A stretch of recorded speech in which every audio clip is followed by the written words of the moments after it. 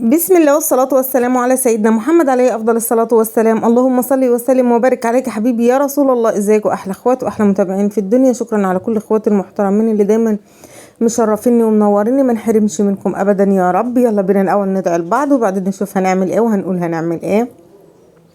نقول أول حاجة ربنا يرحم أمواتنا وأموات المسلمين، ربنا يشفي كل مريض ويرزق كل مشتاق بالذرية الصالحة وفك كرب كل مكروب ورزقنا ورزقكم اللهم آمين يا رب العالمين.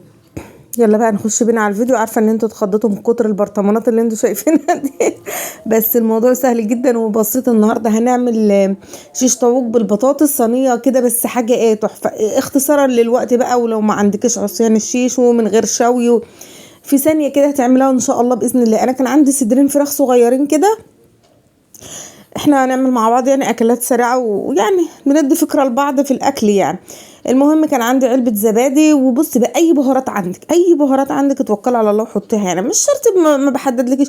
عندك اللي هو الكسم اللي هو بهارات الشيش على طول جاهزه، ماشي ما فيش مشكله. انا كان عندي كاتشب، حطيت كاتشب يعني الجيركن الكاتشب ده ب20 جنيه اهو. هنا زي ما انتم شايفين حطيت علبه زبادي وحطيت معلقتين كاتشب.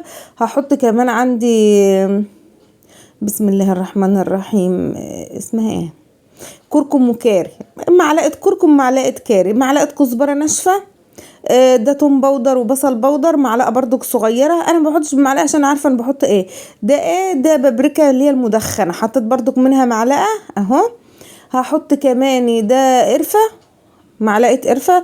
وانا قلت لك لو عندك البهارات جاهزه حطي على طول. ده 7 بهارات برضك. المعلقه اللي في البتاع دي صغيره كلها معلقه شاي، عارفين المعلقه بتاعه السكر دي الصغيره، حط منها حبه فلفل اسمر وقلبنا. هجيب كمان الخل وهجيب الزيت اهو، معلقتين خل وهحط كمان معلقتين زيت. بسم الله الرحمن الرحيم. خلاص الخلطه بتاعتنا جهزت وبقت زي الفل والدنيا اهي، ومعلقه ونص معلقه سكر. تمام تمام. بس قلبنا الخلطه كلها اهي بسم الله ما شاء الله اللهم بارك. قلبي بقى كده. لسه الملح، حطيت الملح العادي بتاعنا اهو، معلقه برضك صغيره ملح.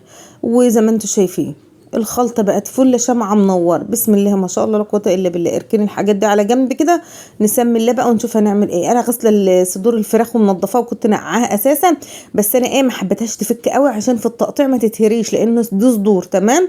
الصدر بقسمه 2 والاتنين بقسمهم كمان 2 يعني 4 اهو. زي ما انتم شايفين القطعه اللي انت عايزاها اعمليها بقى. بس انا قلت بقى استغل الصدور النهارده كده. عايزه اقول لكم ان هي بجد كانت تحفه، واولادي مبسوطين منها، ريحه وطعم وبسم الله ما شاء الله.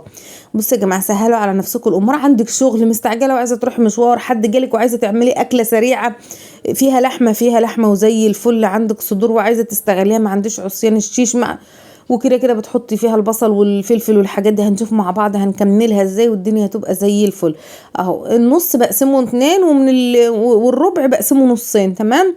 واقطعها خرط كده، بس ما بتبقى متلجه بتبقى احسن، بتبقى جامده شويه بتبقى احسن ليه في التقطيع ما بتتهريش، يعني الصدور ما بتفكش ولا كده اهو. بسم الله ما شاء الله لا قوه الا بالله اهو. زي ما انتم شايفين كده خلصت تقطيع. هقوم بقى مقلباهم كده في بعض وهسيبها نص ساعه مع بعضها. عايزه تعملها من الصبح وتركنيها زي ما انت عايزه. انا هسيبها نص ساعه اما اقطع الطلبات بتاعتها واشوف. انا كان عندي رز بقى، يعني انا كان عندي حله رز وانا مش عارفه اعمل عليها ايه. قلت اعمل عليها طبيخ، لا مش هعمل عليها طبيخ، هعمل عليها الصينيه دي. انا عايزه اقول لكم ان هي كانت بالنسبه لنا بسم الله ما شاء الله بجد تحفه. هنا قشرت شويه بطاطس وقشرت بصلايه صغيره وقشرت وجبت طماطمتين اهو.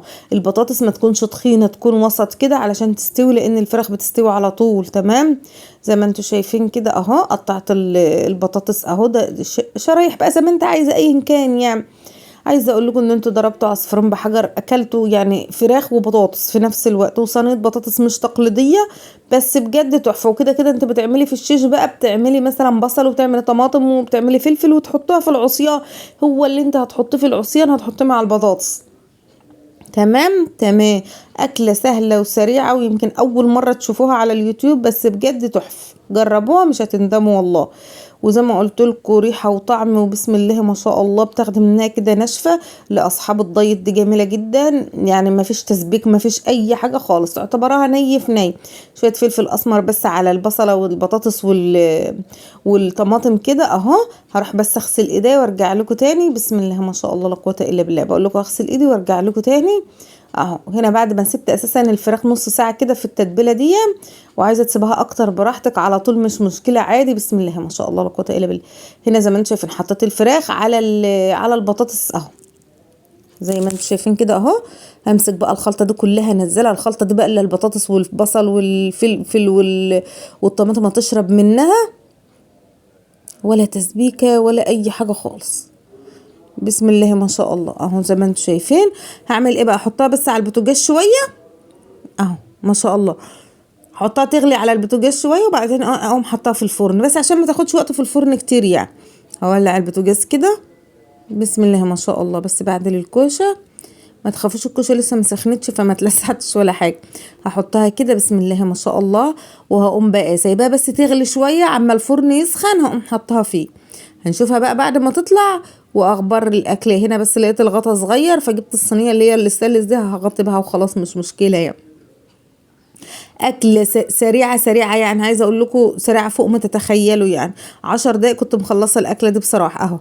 حطيتها كمان في الفرن دي بعد ما طلعت غلت، وحطيتها في الفرن. بسم الله ما شاء الله. عايزه اقول لكم ان الفراخ دايبه، البطاطس دايبه، الصوص اللي نازل منها ده بقى. عايزه تعملي رز حبايه وحبايه، عايزه تعملي رز بشعريه، عايزه تعملي جنبها طحينه وتغمسوها بعيش، عايزه اللي تعمليه اعملي، اللي انت عايزه تعمليه اعمل، بجد تحفه. شوفوا الفراخ بسم الله ما شاء الله دايبه، والبطاطس كمان دايبه، والدنيا ما شاء الله فل شمعة منور. بجد كانت عاجبه ولادي قوي وكانت جميل. تعالوا بقى نجهز الاكل ونشوف عملنا معاه ايه. سخنت الرز اللي عندنا وعملت حبايه سلطه خضراء والدنيا كده بقت زي الفل. عايزه مخلل بقى حطي، مش عايزه ما تحطيش، عايزه اي حاجه تانية تضيفيها، عايزه شيبسي، بقى الكماليات دي انت حرة فيها. تمام اهو. سخنا الرز وخلقنا زي الفل. صينية الفراخ بالبطاطس بقى اللي هو ايه بقى اساسا المفروض ان هو شيش ماشي، صينية شيش كده بالبطاطس، حاجة تحفة. انا يا رب اكون عند حسن ظنكم، اتمنى اكون بقدم لكم ولو حاجة مفيدة، والسلام عليكم ورحمة الله وبركاته.